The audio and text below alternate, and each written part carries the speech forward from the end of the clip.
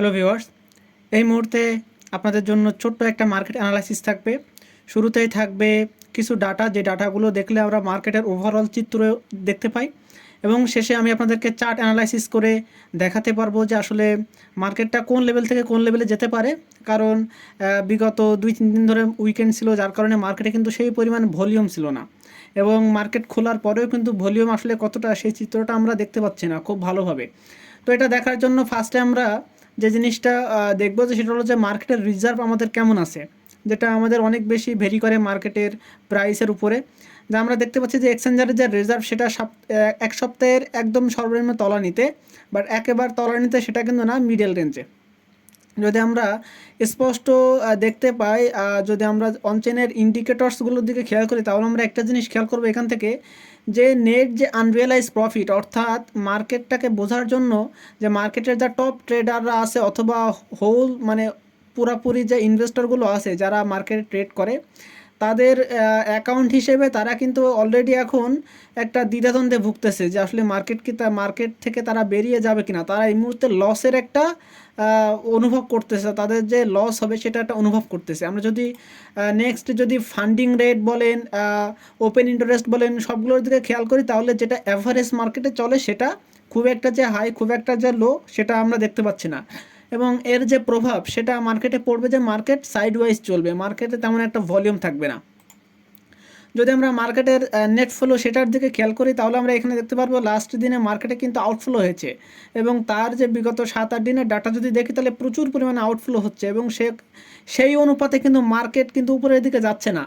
তো আমরা যদি এখন এই মুহূর্তে লিকুইডিটির লেভেলটা দেখি, সেটা যদি 12 ঘন্টা লিকুইডিটি দেখি, নিচের দিকে লিকুইডিটিও কিন্তু মার্কেট এখনও পর্যন্ত সোয়াইপ করেনি, যেটা অ্যারাউন্ড আছে আপনার 58,500 এই রেঞ্জে। এবং মার্কেটে কিন্তু উপরের দিকে প্রচুর লিকুইডিটি আছে, যেটা 59,400 থেকে শুরু করে 59,700 থেকে 800 অ্যারাউন্ড এই রেঞ্জে, যেটা কিন্তু নতুন করে তৈরি হয়েছে। আপনারা দেখছেন যে 59,800 যে 800 যে লেভেল, সেই লেভেলে কিন্তু যখন মার্কেট টাচ করে, তখন কিন্তু লিকুইডিটি তৈরি হয়নি, পরে কিন্তু লিকুইডিটি তৈরি হচ্ছে। এবং আমাদের সবথেকে গুরুত্বপূর্ণ বিষয় যেটা, সেটা হচ্ছে যে আমরা যদি বাইন্যান্সের শুধু টপ ট্রেডার যাদের অ্যাকাউন্টের হিসাব ধরি, অর্থাৎ অর্থাৎ আপনি ধরেন আপনার অ্যাকাউন্ট দিয়ে লং ওপেন করে আছেন, এবং সেটা অনেক লম্বা সময় ধরে লং ওপেন করে আছেন, মানে আপনি এখনও ক্লোজ করেননি, সেরকম অ্যাকাউন্টের হিসাব যদি ধরি, তাহলে অ্যারাউন্ড আপনার হচ্ছে 67%, অর্থাৎ 67% অ্যাকাউন্ট এখন পর্যন্ত লং ওপেন করা আছে। এবং এটা কেন করা আছে? কারণ আপনারা জানেন যে সামনে বুলরান হবে, এই জন্য মানুষ অনেক বেশি লং ওপেন করে আছে। যেহেতু মার্কেট কেবলই ডিপ থেকে চলে আসলো, একটু উপরে উঠলো, কারণ ডিপ প্রায় 56,000 পর্যন্ত গেছিলো সর্বনিম্ন, এবং এর আগেও সর্বনিম্ন গেছিলো $49,000।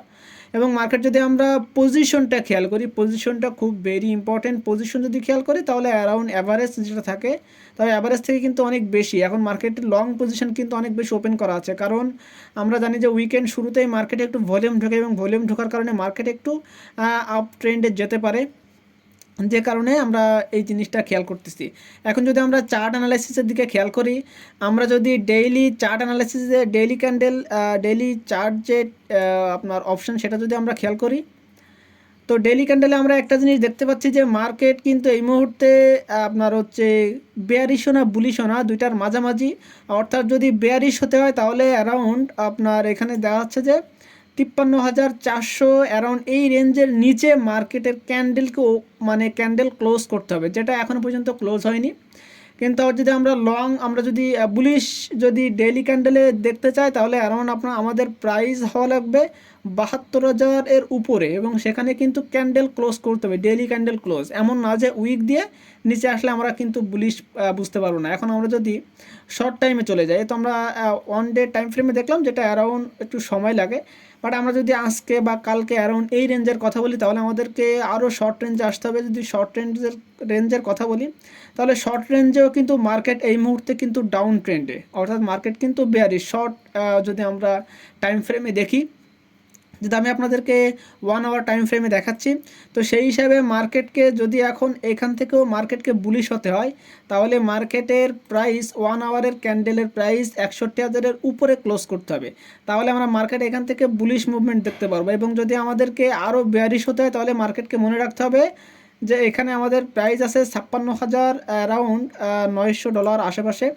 তো তার মানে 57,000 রেঞ্জ যদি ক্রস করে এবং সেখানে যদি মার্কেট 1 আওয়ারের যে ক্যান্ডেল সেটা ক্লোজ করে, তাহলে আমরা অ্যারাউন্ড বুঝবো যে মার্কেট বেয়ারিশ হয়ে যাচ্ছে, তখন আমরা এখান থেকে সেল প্রফিটও নিতে পারি। এবং ওভারঅল মার্কেট এখন যেই পজিশনে আছে, এই পজিশন থেকে মার্কেট উপরে 61,000 ক্রস না করলে, নিচে 57,000 ক্রস না করলে আমরা এই মুহূর্তে বলতে পারবো না যে আসলে মার্কেট এখন কোথার দিকে কোথায় যাবে। এবং আরও শর্টার টাইম ফ্রেমে আপনারা অ্যানালাইসিস করতে পারবেন, তার জন্য আরও শর্টার টাইম ফ্রেমে আমাদেরকে অ্যানালাইসিস করতে হবে, সেটা আমি আবার এই মুহূর্তে আপনাদেরকে দিলাম না। যদি আমি ওভারঅল যদি মার্কেটের ওভারঅল চিত্র যদি বলি, তাহলে আপনারা একটা জিনিস খেয়াল করবেন, এখানে যে বিটকয়েনের যে ব্যালেন্স ওভারঅল সেটা দেখেন বছরের কিন্তু একদম তলানিতে, মার্কেট কিন্তু এর নিচে কিন্তু এখন পর্যন্ত আসে নাই। আমরা যদি ফেয়ার অ্যান্ড গ্রেড ইন্ডেক্সের দিকে খেয়াল করি, তাহলে আপনারা এখানে ক্লিয়ারলি দেখতে পারবেন যে ফেয়ার অ্যান্ড ইন্ডেক্স গ্রেড 26, অর্থাৎ আমি এর আগে যেই আপনাদের একটা জিনিস দেখাইছি সেটা হলো যে রিয়েলাইজ প্রফিট। আপনারা এখানে দেখেন যে রিয়েলাইজ তারা লস অনুভব করতেছে, যে মার্কেটে তারা লস করতেছে, এবং এটা যদি এই রকমই থাকে এবং আমরা যদি এইখানে এরকমই দেখি যে ফেয়ার অ্যান্ড গ্রেড ইন্ডেক্স 26, তাহলে আপনারা একটা জিনিস এখানে ক্লিয়ারলি বুঝেন যে ওভারঅল যে ট্রেডাররা আছে মার্কেটে, তারা অলরেডি প্যানিকের মধ্যে আছে এবং তারা এখানে ডিসিশন নিতে পারতেছে না যে মার্কেট এখান থেকে উপরে যাবে নাকি নিচে যাবে। লং টার্মের জন্য খুব বড় লং টার্ম তা কিন্তু না, বাট এই মুহূর্তে মার্কেটের যেই পজিশন, আরও আপনারা ক্লিয়ার হবেন যদি আমি আপনাদেরকে আরও একটা চিত্র দেখাই। যদি আমরা এখানে বিটকয়েনের যে এক্সচেঞ্জ লিকুইডিটি ম্যাপ সেটা যদি আমি আপনাদেরকে দেখাই, আপনারা এখানে দেখেন যে যারা লং পজিশন এবং শর্ট পজিশন দুইটাই প্রায় সমান সমান, অর্থাৎ মার্কেট এখান থেকে নিচের দিকে যাক অথবা উপরের দিকে যাক, টোটালি মার্কেটের দুই দিকেই অনেক বেশি লিকুইডিটি পাচ্ছে। সুতরাং মার্কেটকে যে কোনো একটা দিকে সোয়াপ হবার অনেক বেশি সম্ভাবনা বেড়ে যায়। সেক্ষেত্রে আমরা এখানে প্রেডিক্ট করতে পারবো না আসলে মার্কেট উপরের দিকে যাবে নাকি নিচের দিকে যাবে, কারণ ক্যান্ডেল কিন্তু কোনো দিকেই ক্লোজ করতেছে না, মার্কেট সাইড ওয়াইজ চলতে চাচ্ছে। এবং ইটিএফের এখানে একটা ভূমিকা আছে, যদি ইটিএফের ভলিউম যদি এখানে খুব বড় ঢুকে এবং মার্কেট যদি এখান থেকে সামনের দিকে আপনার হচ্ছে একটু ফলিং ব্যাক করে সামনের দিকে যায়, প্রায় 61,000 যদি ক্রস করে, তাহলে আমরা ভালো একটা লেভেল দেখতে পারবো, মার্কেটকে বুলিশ মুভমেন্টে তখন দেখতে পারবো। এবং এখন সবথেকে গুরুত্বপূর্ণ যে বিষয় সেটা হচ্ছে যে 59,000 যে 700 থেকে 800 বা বলতে পারেন 60,000 রেঞ্জ, এখানে একটা রেজিস্ট্যান্স জোন আছে এবং এই জোনটাকেও আমাদেরকে ক্রস করতে হবে যদি আমাদেরকে বুলিশ মুভমেন্ট হতে হয়। এই ছিল আমার কাছে ওভারঅল নিউজ। এর বাইরেও আমার কাছে যে চার্টটা আপনাদেরকে শো করার দরকার ছিল সেটা হচ্ছে মাইনার রিজার্ভ। আপনারা একটা জিনিস খেয়াল করেন, মাইনার রিজার্ভ কিন্তু মাঝে কিন্তু বাড়ছিল, আবার কিন্তু ফলিং ব্যাক হয়েছে, যার কারণে মার্কেটটা প্রায় 56,000 পর্যন্ত গেছিলো। আবার কিন্তু মার্কেট আপনার হচ্ছে মাইনারদের যে রিজার্ভ সেটা কিন্তু ওদের দিকে ঢুকতেছে, মানে মার্কেটে কিন্তু ওদের যে ওয়ালেটে তারা মাইন করে বিটকয়েনটাকে স্টোর করে রাখে, সেই ওয়ালেটে কিন্তু ঢুকতেছে, অর্থাৎ এটা কিন্তু আমাদের বিটকয়েন প্রাইসের জন্য কিন্তু একটা বুলিশ মুভমেন্ট। তো ওভারঅল যদি নিউজ দেখি সেটা কিন্তু লং টার্মের জন্য খুবই বুলিশ সাইন, অর্থাৎ মানে বিটকয়েন ওভারঅল যদি বলেন রিজার্ভে খুব অল্প পরিমাণে আছে, মানুষের ট্রেডারদের কাছে খুব কম পরিমাণে আছে, ইটিএফ কোম্পানিরা খুব কম পরিমাণে হোল্ড করছে, অর্থাৎ যার কাছে যা বিটকয়েন আছে তারা কিন্তু কেউ সেল দিতেছে না। এবং এটা যদি এরকমই চলতে থাকে তাহলে আমরা খুবই দ্রুতই মার্কেট দেখতে পারবো যে অনেক বেশি উপরের দিকে যাবে।